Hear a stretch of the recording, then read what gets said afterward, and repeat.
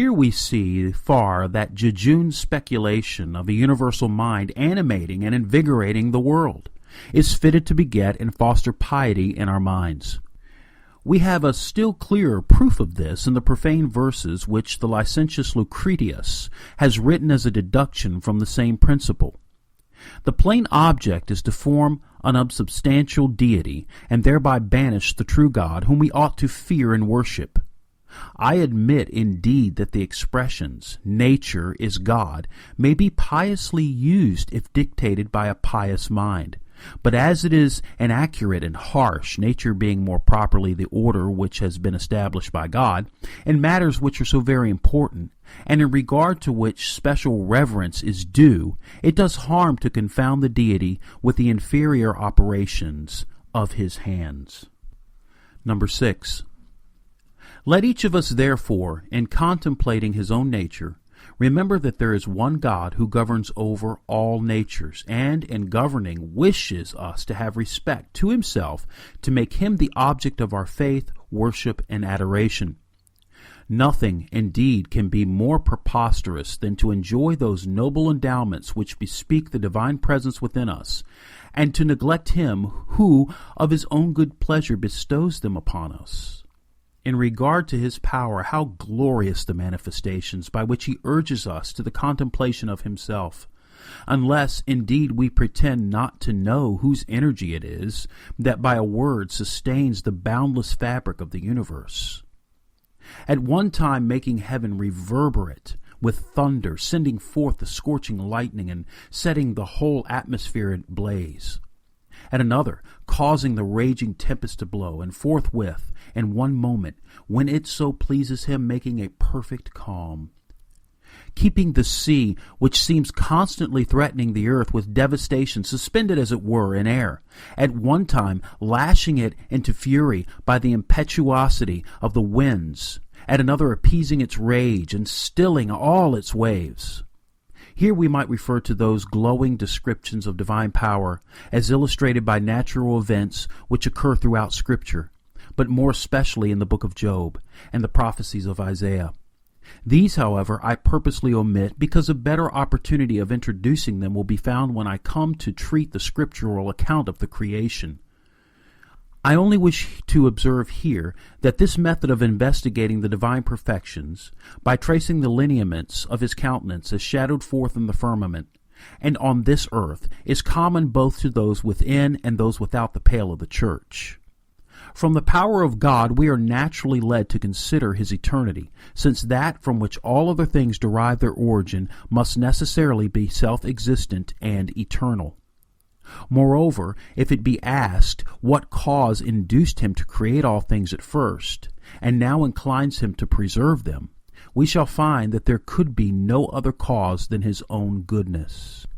But if this is the only cause, nothing more should be required to draw forth our love towards him. Every creature, as the psalmist reminds us, participating in his mercy. His tender mercies are over all his works. Psalm 145:9. Number 7. In the second class of God's works, namely those which are above the ordinary course of nature, the evidence of his perfections are in every respect equally clear. For in conducting the affairs of men, he so arranges the course of his providence as daily to declare, by the clearest manifestations, that though all are innumerable ways the partakers of his bounty, the righteous are the special objects of his favor, the wicked and profane the special objects of his severity.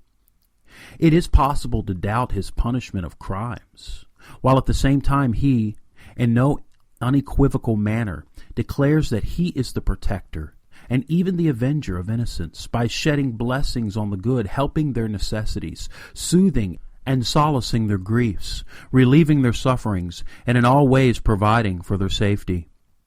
And though he often permits the guilty to exult for a time with impunity, and the innocent to be driven to and fro in adversity, nay, even to be wickedly iniquitously oppressed, this ought not to produce any uncertainty as to the uniform justice of all his procedure. Nay, an opposite inference should be drawn. When any one crime calls forth visible manifestations of his anger, It must be because he hates all crimes, and, on the other hand, his leaving many crimes unpunished only proves that there is a judgment in reserve, when the punishment now delayed shall be inflicted. In like manner, how richly does he supply us with the means of contemplating his mercy when, as frequently happens, he continues to visit miserable sinners with unwearied kindness until he subdues their depravity and woos them back with more than a parent's fondness. Number 8. To this purpose the psalmist, Psalm 107, mentioning how God, in a wondrous manner, often brings sudden and unexpected succor to the miserable, when almost on the brink of despair, whether in protecting them when they stray in deserts, and at length leading them back into the right path, or supplying them with food when famishing for want, or delivering them when captive from iron fetters and foul dungeons, or conducting them safe into harbor after shipwreck, or bringing them back from the gates of death by curing their diseases, or after burning up the fields with heat and drought, fertilizing them with the river of his grace, or exalting the meanest of the people and casting down the mighty from their lofty seats. The psalmist, after bringing forward examples of this description, infers that those things which men call fortuitous events are so many proofs of divine providence, and more especially of paternal clemency, furnishing ground of joy to the righteous, and at the same time stopping the mouths of the ungodly. But as the greater part of mankind, enslaved by error, walk blindfold in this glorious theater, he exclaims that it is a rare and singular wisdom to meditate carefully on these works of God, which many, who seem most sharp-sighted in other respects, behold without profit. It is indeed true that the brightest manifestation of divine glory finds not one genuine spectator among 100. Still, neither his power nor his wisdom is shrouded in darkness. His power is strikingly displayed when the rage of the wicked, to all appearance irresistible, is crushed in a single moment, their arrogance subdued, their strongest bulwarks overthrown, their armor dashed to pieces, their strength broken, their schemes defeated without an effort, and audacity which set itself above the heavens is precipitated to the lowest depths of the earth. On the other hand, the poor are raised up out of the dust, and the needy lifted out of the dunghill, Psalm 113:7. The oppressed and afflicted are rescued in extremity, the despairing animated with hope, the unarmed defeat the armed, the few the many, the weak the strong. The excellence of the divine wisdom is manifested in distributing everything in due season, confounding the wisdom of the world, and taking the wise in their own craftiness, 1 Corinthians 3:19. In short, conducting all things in perfect accordance with reason. Number 9. We see there is no need of a long and laborious train of argument in order to obtain proofs which illustrate and assert the divine majesty. The few which we have merely touched show them to be immediately within our reach in every quarter, that we can trace them with the eye or point them with the finger. And here we must observe again that the knowledge of God which we are invited to cultivate is not that which is resting, satisfied with empty speculation, only flutters in the brain, but a knowledge which will prove substantial and fruitful wherever it is duly perceived and rooted in the heart. The Lord is manifested by his perfections. When we feel their power within us and are conscious of their benefits, the knowledge must impress us much more vividly than if we merely imagined a God whose presence we never felt.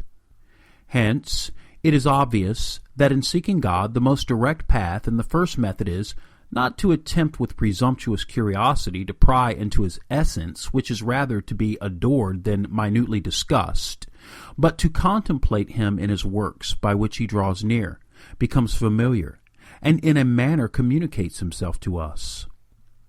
To this the apostle referred when he said that we need not go far in search of him, Acts 17:27, because by the continual working of his power he dwells in every one of us. Accordingly, David, Psalm 145, after acknowledging that his greatness is unsearchable, proceeds to enumerate his works, declaring that his greatness will thereby be unfolded.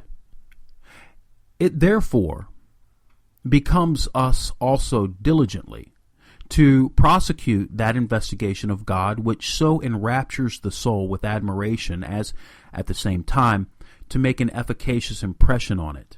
And, as Augustine expressed it, Psalm 144, which we are unable to comprehend him, and are, as it were, overpowered by his greatness, our proper course is to contemplate his works, and so refresh ourselves with his goodness.